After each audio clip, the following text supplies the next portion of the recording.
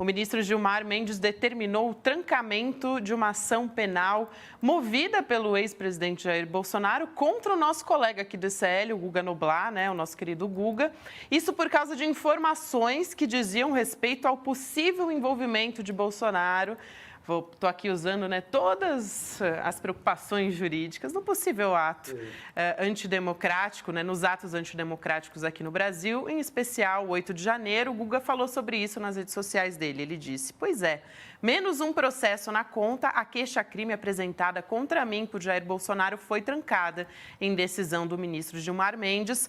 Pasmem, estava sendo processado por postar informações sobre o golpe, que, ao que pesa as investigações, tinha Bolsonaro como mentor. E cada vez mais, de fato, as investigações da Polícia Federal apontando para isso. E a gente tem aqui a decisão do ministro Gilmar Mendes, o documento que foi assinado digitalmente, olha só, concedo a ordem de habeas corpus de ofício para determinar o trancamento da ação penal e também, num outro trecho, eu destaco aqui também que ele diz: registro que a liberdade de expressão, enquanto direito fundamental, tem, sobretudo, um caráter de pretensão a que o Estado não exerça censura. Vamos chamar o Cacai para contar essa história para a gente, porque o Cacai defendeu o Guga Noblat nessa história. Boa noite, Cacai.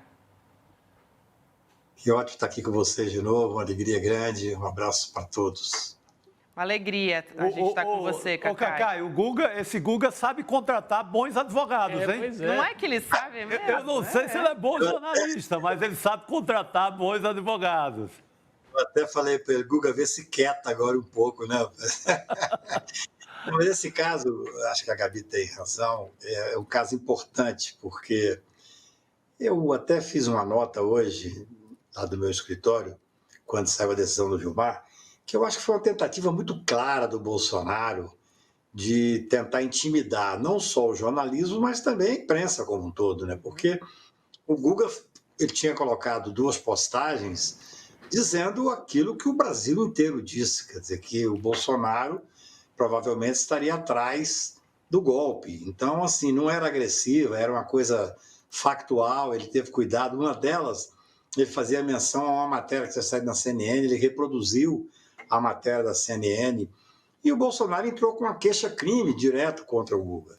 Quando o Guga me procurou, eu sou muito amigo do Noblat, da Rebeca, e gosto muito dele, eu falei: Guga, vou fazer uma defesa técnica. Mas aí aconteceu uma coisa interessante, que durante o tempo que o processo foi correndo, as investigações contra o Bolsonaro foram se avolumando, foram tomando corpo. Eu achei até, para ser sincero, que ele ia desistir dessa ação, que ele ia tentar não dar fôlego para a ação, porque depois de tudo que aconteceu, ele ainda manteve por causa de 2 posts relativos à hipótese dele ser um dos mentores ou um dos responsáveis por 8 de janeiro. Me pareceu completamente absurdo, né? Realmente uma tentativa de intimidação.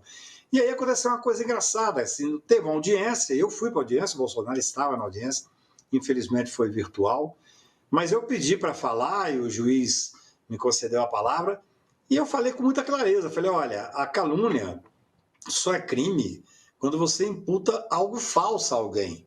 Se for algo verdadeiro, evidentemente não tem tipicidade, que é exatamente o que o ministro Gilmar disse.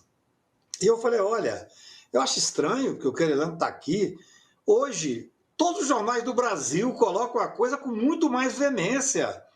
Aqui entre nós, eu escrevi 200 artigos muito mais fortes e assumindo a responsabilidade sobre os mesmos fatos, né?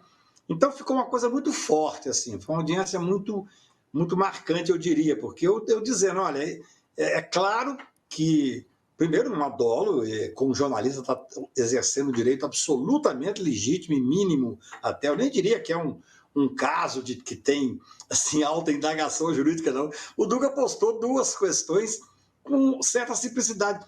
Claro que eu não ia fazer aquilo que no momento não era adequado, se o processo tivesse continuado, eu iria fazer, para mostrar que todos os jornais do Brasil, até os mais pró-Bolsonaro, foram obrigados a dar a matéria dizendo o óbvio, que o Bolsonaro hoje é investigado, e mais do que investigado, alguns dizem muito claramente, e de forma muito peremptória, responsável pela tentativa de golpe de 8 de janeiro. Então, foi muito bom. Eu acho que para a democracia, para a liberdade de expressão, essa decisão de Gilmar tem uma importância fundamental, porque o Guga foi muito técnico, ele na audiência se portou muito bem, assim, com muita elegância, disse que não tinha dolo, que estava apenas fazendo o papel dele, e acho que foi uma decisão muito importante, que o ministro Gilmar determinou logo o trancamento da ação penal.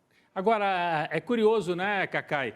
Porque o discurso dos bolsonaristas ao longo das últimas semanas foi: tem que ter liberdade total. Liberdade, inclusive, para ofender, para espalhar mentira, para disseminar golpe. Mas daí ele não quer a liberdade de expressão do Guga.